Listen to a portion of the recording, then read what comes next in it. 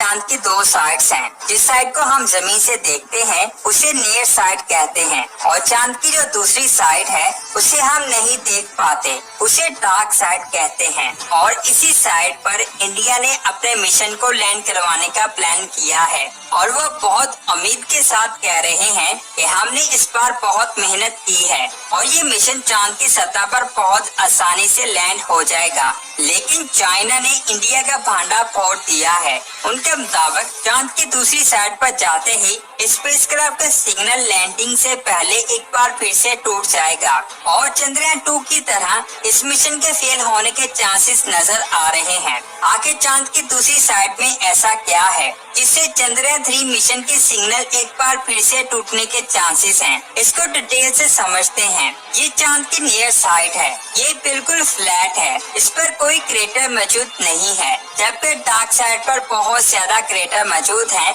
NASA के मुताबिक जब चांद की फॉर्मेशन हो रही थी तब एक नहीं 2 चांद बने थे। दूसरा चांद दूसरी साइड पर गया और वहाँ चांद के साथ मर्ज हो गया, जिससे वो साइड नियर साइड की निस्बत ज्यादा स्ट्रॉन्ग हो गई। और जब चांद पर एस्टेरॉयड की बारिश हो रही थी तब नियर साइड पर एस्टेरॉयड की टक्कर से क्रैक बन गया, जिससे चांद के अंदर का सारा लावा सतह पर फैल गया और चांद की सतह बिल्कुल फ्लैट और स्याह हो गई। इसी वजह से चांद की ये साइड आपको फ्लैट और डार्क नजर आती है। लेकिन दूसरी साइड बहुत ज्यादा मजबूत थी। जब एस्टेरॉयड उस साइड पर गिरे तो वहाँ कोई भी क्रैक नहीं बना, लेकिन उधर बहुत ज्यादा क्रेटर बन गए। आज तक जितने भी मिशन चांद पर भेजे गए हैं वो ज्यादातर नियर साइड पर ही लैंड हुए हैं, क्योंकि नियर साइड फ्लैट है और इस जगह पर लैंड करना बहुत ज्यादा आसान है, जबकि डार्क साइड पर गड्ढे ही गड्ढे हैं, जिसकी वजह से वहाँ लैंड करना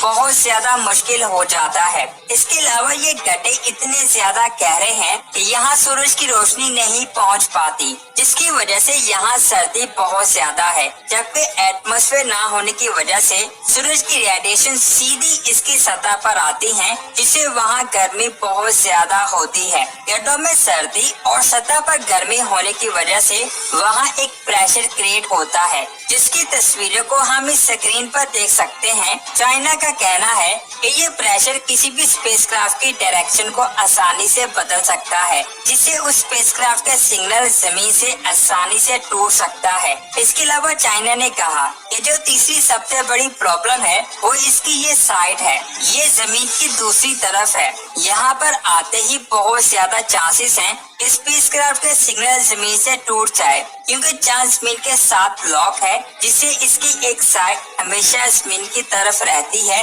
और एक साइड हमेशा जमीन की दूसरी तरफ रहती है। जब कोई स्पेसक्राफ्ट उस साइड पर जाता है तो हम उसे नहीं देख पाते, वहाँ उसे ऑपरेट करना बहुत ज्यादा मुश्किल हो जाता है और बहुत ज्यादा चांसेस होते हैं कि उसके सिग्नल जमीन से टूट जाएं। चाइना ने सबसे पहले चैंग E3 स्पेसक्राफ्ट को चांद पर भेजा था। इसने चांद की डार्क साइड पर एक स्ट्रॉन्ग नेटवर्क क्रिएट किया। उसके बाद 2019 में चाइना ने फार साइड पर पहली बार चैंग E स्पेसक्राफ्ट को भेजा, जिसमें एक लैंडर भी लगा हुआ था और ये पहली बार था जब चाइना ने फार साइड पर लैंड किया। इसके बाद चाइना ने 2019 में ही एक बार फिर से चैंग E5 मिशन को चांद पर भेजा। इस बार इस मिशन में लैंडर के साथ साथ एक रिपोर्ट भी था।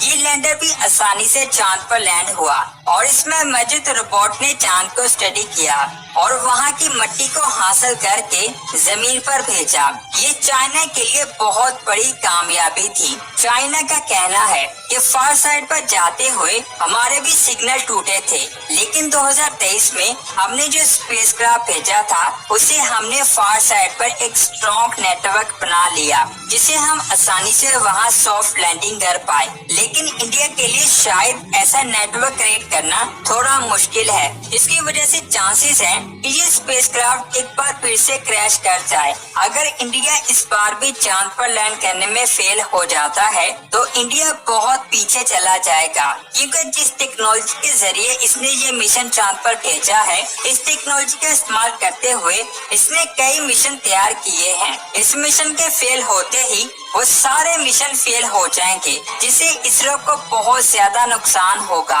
और चाइना एक बार फिर से 2024 में लूनर सॉइल रिटर्न मिशन को चांद पर भेजने वाला है, जिसमें ये एक बार फिर से चांद की मिट्टी को जमीन पर वापस ले आएगा।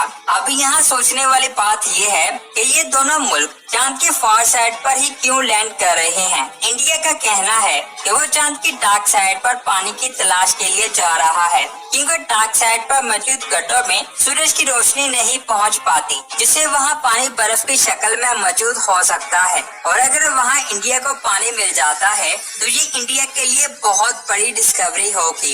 इस डिस्कवरी के बाद इंडिया नासा के बराबर हो जाएगा।